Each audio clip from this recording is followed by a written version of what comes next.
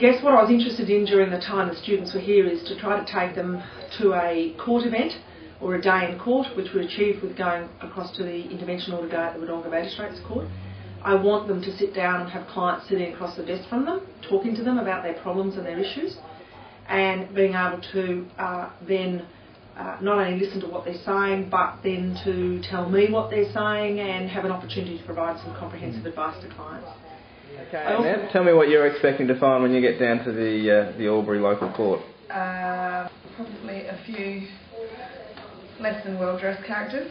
Perhaps underfed and over-drunken. Yes. And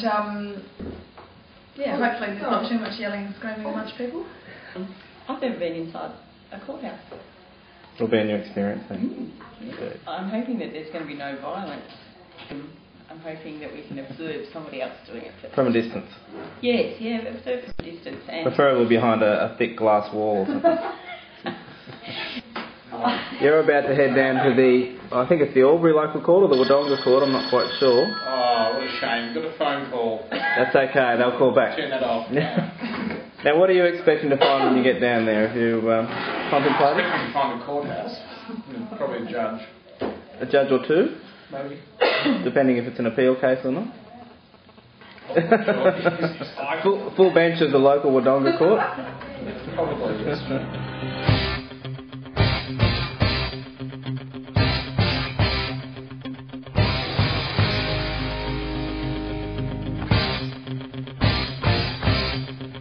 So you've been to the Wodonga Magistrates Court for some hearings. I think there was at least one hearing and a few mentions in relation to some domestic violence matters. Mm-hmm. What went down? What was your interpretation of the whole shebang? I really only saw the committal.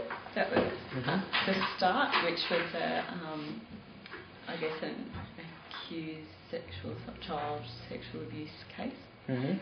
But I guess what interested me the most was the defence barrister was extremely calm and very, very patient, and his questions were clearly headed in a particular direction, but I don't think the witnesses would have worked that out. Right. And then I had a involvement with a very funny case which involved a couple of girls, little teenage girly girls, and they were taking out IVOs against more girls. One of them had been assaulted quite badly, and Facebook. So Charlie, you've been down to the Wodonga Magistrates Court this morning. Yes, that's true. And you've seen all the wonderful goings on down there. What did you make of it all?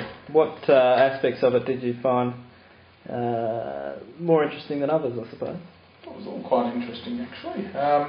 I thought it was interesting talking to the duty solicitors, just to hear what they do and how it works. Well, and they were quite amusing as well. They had quite a good sense of humour. He got told off for talking in court. Me and Karen got told off for talking in court, only whilst they were swearing a witness in though. It was okay any other time to whisper around. Swearing right, okay, misbehaving in court, so there was no contempt charges or anything? Only told off by the solicitor, not by the judge. I don't think he was paying that much attention to it. Okay, Ned. You've been down to the Wodonga Magistrates Court this morning and you've seen a bit of what goes on down there. What did you make of it all? Very interesting. I've been in a courtroom before, but it's the first time I saw any witnesses be questioned. It's a case where a man has been alleged to have sexually assaulted a girl, which I think is roughly a Year 8 student at the moment. So we heard evidence on behalf of a school counsellor and a local policeman who's taken statements and questioned the girl quite in detail. It's a step-grandfather that is the accused man. How long did the hearing go for? Committal hearing? Maybe over an hour. Mm-hmm. I also want them the opportunity to be able to produce letters, file notes, and also in particular preparation of court documents. Like sand. What are you working on there tomorrow?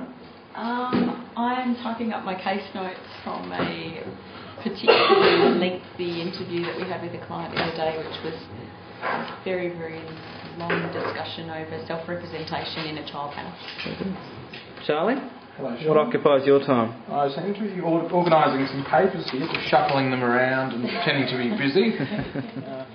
Annette, what are you working on? I've just got a new case, which is a man that's just seeking an application in relation to children's issues. He hasn't seen his children for quite some time, so just trying to get some orders in relation to that. Once we have had an opportunity to have some client contact or do some client work, it's an opportunity to stop and discuss it. I suppose you could use the term debrief. And by that I mean is for them to tell me what they think about a matter.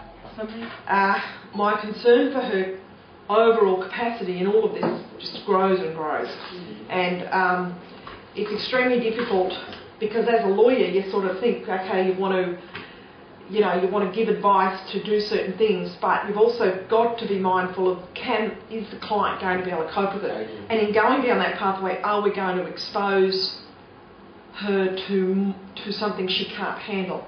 In addition to the sort of client contact, I think the other important thing in family law is to expose the students to all of the options that a family lawyer might have at their disposal to assist their client.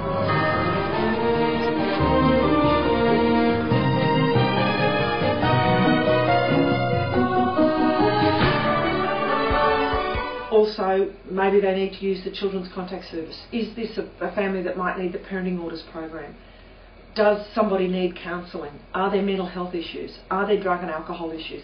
Hume Riverina Community Legal Service, where the clinical program is being run, has a lot of the community support organisations. It's got a family relationship centre. It's got post-parenting separation. We're co-located with a family court.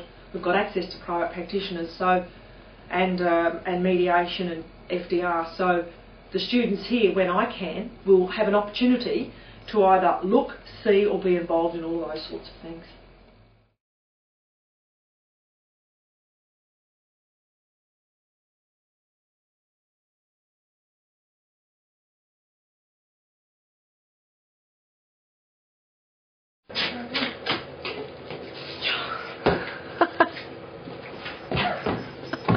Excellent.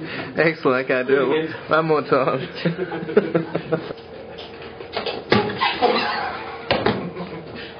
You guys are hopeless. That's a bit quick. You just have to stay there, that's all. Have another go, but just stay up.